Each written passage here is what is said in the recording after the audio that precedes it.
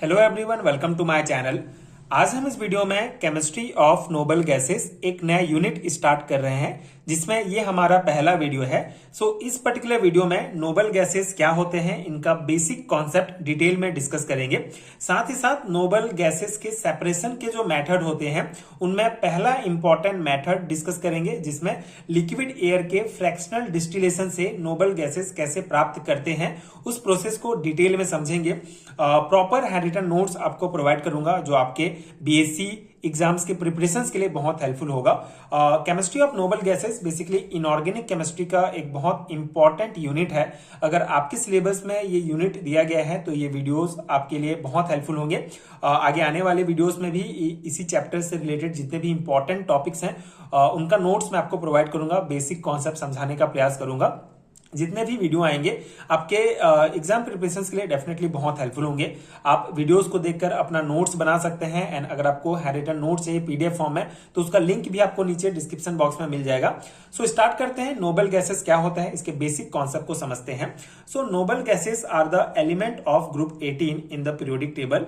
Helium, neon, argon, krypton, xenon and radon, they are called noble or inert gas because their outermost electron cell is completely filled, which make them very stable and chemically unreactive। ठीक है, तो noble gases का concept यह है कि periodic table में जो group 18 के जो एलिमेंट है हमारे, उनको नोबल गैसेस कहा जाता है। टोटल 6 गैसेस, 6 एलिमेंट इसके अंतर्गत आते हैं।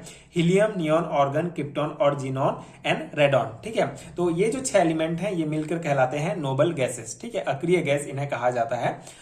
एंड इनको इनर्ट गैस भी कहा जाता है, क्योंकि इनके जो आउटर मोस्ट सेल होता है उसमें ऑक्टेट कंप्लीट होता है। ठीक है, अगर हम हीलियम को देखें तो 1s2, मतलब इसको छोड़कर बाकी जितने भी एलिमेंट हैं उनका जो आउटर मोस्ट जो सेल होगा उसमें ns2 n np6 होगा। ठीक है, तो ये हमारा 8 इलेक्ट्रॉन, मतलब इसका ऑक्टेट कंप्लीट है, इसीलिए इनको इनर्ट गैस भी कहा जाता है। और इसी के कारण ये बहुत स्टेबल होते हैं, साथ ही साथ केमिकली अनरिएक्टिव होते हैं। ठीक है, तो पहला बेसिक पॉइंट आपको यह समझना है कि नोबल गैसेस पीरियोडिक टेबल में ग्रुप 18 के एलिमेंट्स को कहा जाता है। टोटल 6 एलिमेंट इसके अंतर्गत आते हैं। Helium, neon, argon, krypton, xenon and radon. And इनको इनर्ट गैस भी कहा जाता है, क्योंकि इनका आउटर मोस्ट सेल में जो ऑक्टेट होता है वो कंप्लीट होता है, और ये बहुत स्टेबल एलिमेंट हैं, बहुत स्टेबल गैसेस होते हैं, केमिकली अनरिएक्टिव होते हैं। ठीक है, कुछ और इंपॉर्टेंट पॉइंट, जैसे they are colourless, odourless, tasteless and mono atomic gases with very low boiling and melting point. ठीक है, तो ये पॉइंट्स में ही इसके सभी जो प्रॉपर्टीज हैं वो कवर हो जा रहे हैं। जो नोबल गैसेस होते हैं वो कलरलेस होते हैं, कोई कलर नहीं है, ऑर्डरलेस है, कोई गंध नहीं है,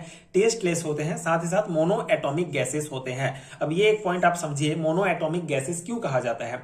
मोनो एटॉमिक गैसेस का मतलब है कि ये जो गैसेस होते हैं ये सिर्फ एक एटम के रूप में एग्जिस्ट करते हैं। ठीक है, इनके मॉलिक्यूल एक ही एटम से ही बने होते हैं। ठीक है, कोई 2 एटम मिलकर एक मॉलिक्यूल नहीं बनता है, बल्कि एक एटम से ही इनके मॉलिक्यूल बने होते हैं, एक एटम के रूप में ही एग्जिस्ट करते हैं। एंड ये अपने आप में स्टेबल होते हैं, क्योंकि इनका जो आउटर मोस्ट सेल होता है, जो ऑक्टेट होता है, वो कंप्लीट होता है।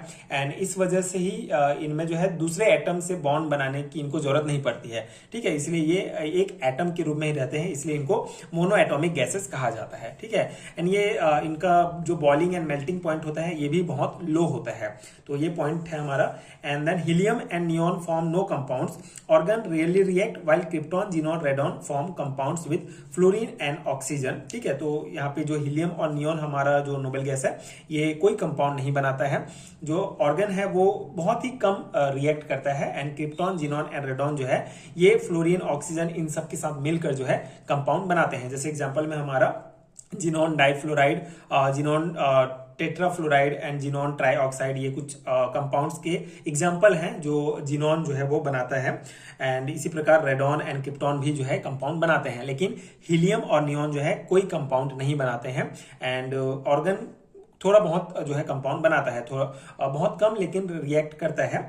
And they are used in balloons, neon sign, electric bulb, welding, photography, flashes and radon is used in cancer treatment. ठीक है, तो जितने भी नोबल गैसेस हैं वो सभी बलून्स में यूज किए जाते हैं।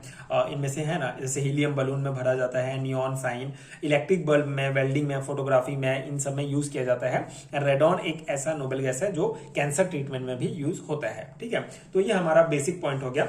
अब हम हमारा जो सेपरेशन का पहला इंपॉर्टेंट मेथड है उसको समझते हैं, जो है fractional distillation of liquid air. ठीक है, तो मेन क्या है कि यहाँ पे दिया गया है method of separation rare gases. ठीक है, रेयर गैसेस, नोबल गैसेस को रेयर गैसेस भी कहा जाता है क्योंकि ये प्रकृति में बहुत कम मात्रा में पाए जाते हैं। ठीक है, एयर में बहुत कम मात्रा में मिलती है, जिनको अलग करने के लिए अलग अलग मेथड यूज किया जाता है, जिसमें से पहला मेथड है हमारा fractional distillation of liquid air. तो इस मेथड में क्या होता है, rare gases like argon, krypton, xenon and neon are separated from air using fractional distillation. First, atmospheric air is purified to remove dust, water vapor and carbon dioxide. Then it is liquefied by compressing and cooling to very low temperature. ठीक है, तो मतलब यहाँ पे fractional distillation का मतलब ही है कि गैस को हम लिक्विड फॉर्म में चेंज करते हैं कंप्रेशन या उसको कूलिंग के द्वारा।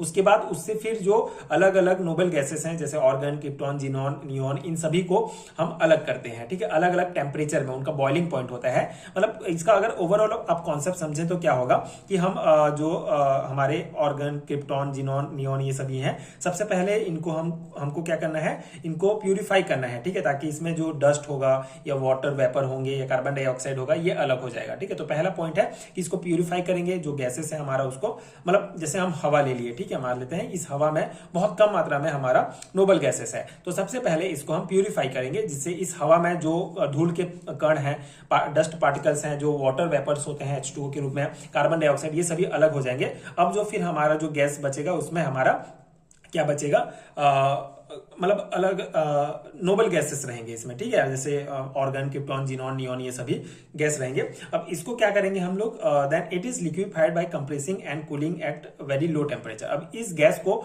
हम कंप्रेस करेंगे, ठीक है, प्रेशर इसमें डालेंगे, साथ ही साथ इसको ठंडा करते हैं, बहुत लो टेम्परेचर में लेकर आते हैं, तो उसके बाद ये लिक्विफाइड हो जाता है। जो गैसेस फॉर्म में ये गैस है ये लिक्विड में चेंज हो जाता है। ठीक है, अब यहाँ पे जो लिक्विड बन गया उसी से हमको जो है अलग अलग बॉइलिंग पॉइंट में अलग करना है हमको हमारा रेयर गैस। ठीक है, जो नोबल गैसेस है।